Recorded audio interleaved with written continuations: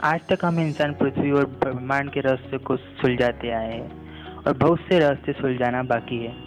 पृथ्वी की बहुत सी प्रक्रिया ऐसी है जो देखने में तो बहुत सरल लगती है, पर वो ब्रह्मांड की सबसे जटिल प्रक्रियाओं में से एक है, जिसके बिना जीवन की कल्पना ही नहीं की जा सकती। इन्हीं कुछ रहस्यमय प्रक्रियाओं में से एक है बारिश। बारिश जिसमें मौजूद है जीवन और उससे जुड़ी अन्य चीजें। तो चलिए आज हम ब्रह्मांड के इसी विचित्र रहस्य को समझने का प्रयास करते हैं। जैसा कि हम जानते हैं कि पृथ्वी पर होने वाली बारिश पानी के रूप में होती है। पृथ्वी की सतह से पानी वाष्पित होकर ऊपर उठता है और ठंडा होकर पानी की बूंदों के रूप में पुनः धरती पर गिरता है। लेकिन ये पानी आसमान में पहुंचता कैसे है? सूरज की किरणें हमारी धरती को गर्म करती है, जिससे पानी के कण गर्म होकर एक दूसरे से दूर जाने लगते हैं और पानी भाप में बदलने लगता है। ये भाप इतनी हल्की होती है कि धीरे धीरे ये आसमान की तरफ बढ़ने लगती है।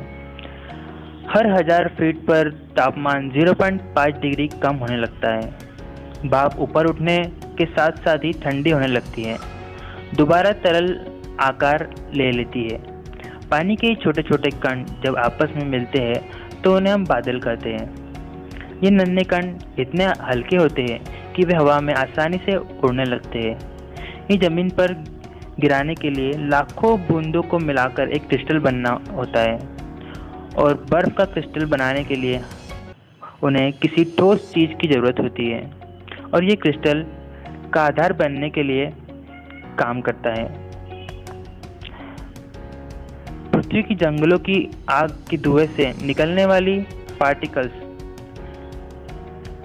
रेत के छोटे छोटे कण, सूक्ष्म जीव और साथ ही अंतरिक्ष से आने वाले माइक्रो मेटाडाइट्स।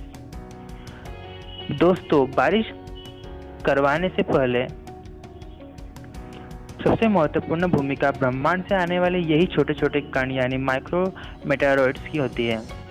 ब्रह्मांड से भी हर रोज लगभग 2000 किलो मिक्रोमेटामाइट्स धरती के वातावरण में टकराते हैं। इनका आकार इतना छोटा होता है कि इन्हें कुछ कम फ्रिक्शन का सामना करना पड़ता है, जिससे कि ये माइक्रो मेटाडॉइड्स धीरे धीरे छोटे छोटे बादलों की बूंदों में चला जाता है। यह प्रक्रिया दिन भर अरबों बार होता है। अब ये क्रिस्टल दूसरे पानी की बूंदों के लिए आधार का काम करता है। इन छोटे छोटे क्रिस्टल के आसपास में मिलने से बर्फ बनता है। जब बर्फ का वजन ज़्यादा हो जाता है तो वह धरती की तरफ गिरने लगते हैं। जैसे जैसे ये बर्फ धरती की तरफ बढ़ते हैं, तापमान भी बढ़ने लगता है, जिससे बर्फ पिघलकर छोटी छोटी बूंदों के रूप में गिरने लगते हैं, जिसे हम बारिश कहते हैं। पृथ्वी पर मौजूद पानी का ज़्यादातर हिस्सा बारिश से ही आता है। क्या आप जानते हैं कि हर समय आसमान में लाखों करोड़ों टन पानी मौजूद होता है?